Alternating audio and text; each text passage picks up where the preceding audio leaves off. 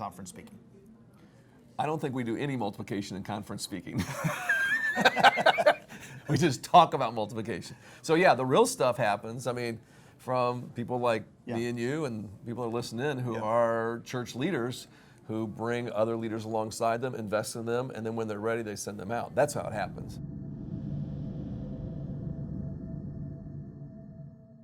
So, Dave Ferguson, about 10 years ago, we had spaghetti in Stavanger, Norway. Yes. You came over and spoke on the cultural multiplication.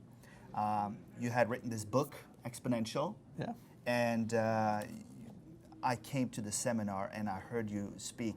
What is it that drives you in regards to multiplication and church planting? When did this start?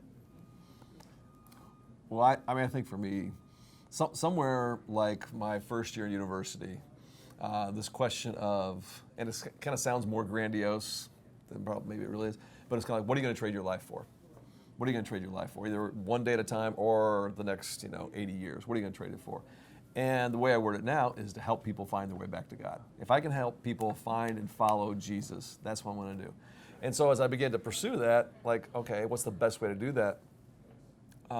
What came to mind was, maybe it should be through a local church. But I didn't really want to do that because my dad had been a pastor. And it wasn't a bad experience. It was just like everybody thought I was going to be a pastor, so I didn't really want to do that.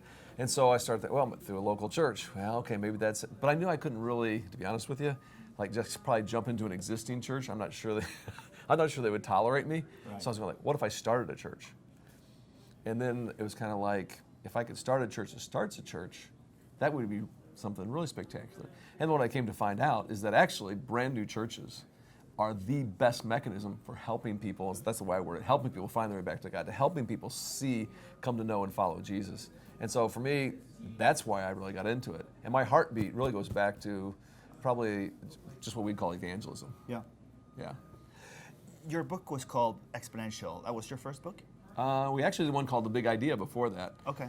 But we wanted to write that one first. Right. So Exponential is about multiplication, church planting. Yep. Now there is a large global church planting conference that is now going to also be held in Berlin called Exponential.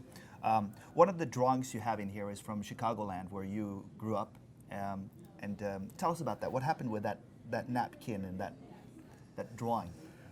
So we started this church based on this vision of, hey, this is the best way to reach people, one that would multiply.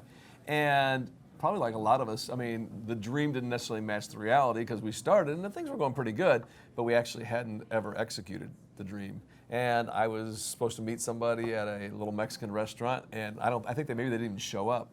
And so I'm sitting there eating my chimichanga all by myself. Yeah. And I pulled out a napkin, and I just started thinking back to the days in university.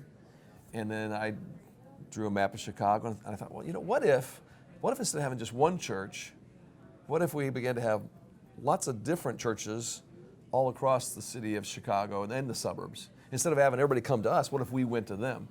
And took that napkin, and that really became the birth of the dream of what we want to do through community, and in many ways then also through New Thing. You lead a church in Chicago, and how many locations do you have there in Christian Community Church? We have 12 locations in the city and suburbs. 2 of them, the newer ones, are actually 2 in local prisons. Wow. Yeah.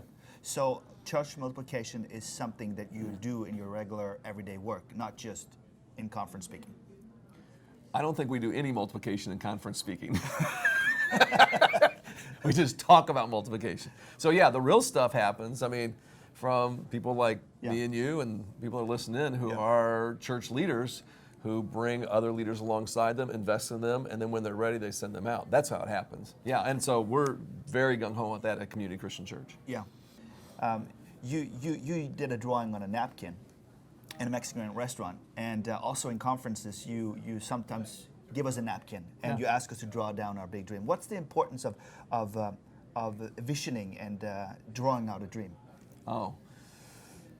Yeah, I mean, I'm thinking about one time when I was in Tampa. I was there with a group of about 1,000 college students, and we had all of them do it, and had all of them spend just some time in quiet, even during a break, and then share them with one another. And then we came back in the room, and it was a really cool experience when you got like 1,000 college students. We had them all say, okay, Now I want you to hold your napkin up, and they're all holding this up, and this is your prayer to God. And one of the reasons I think that's so important, that napkin, is because it helps you dream big, and dreaming big is what pushes you towards multiplication thinking.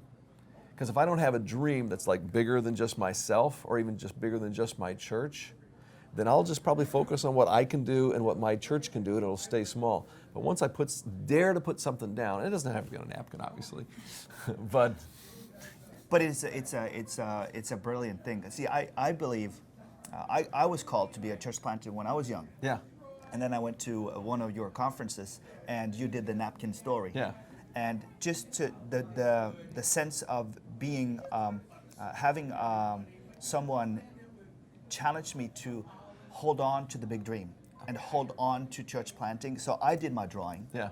And I held it up. Yeah. And we prayed together in a big room. I believe when we convene in a community with a cause like Exponential, we allow for big dreams to happen. And that's what we really hope is going to happen in Berlin when we gather in October.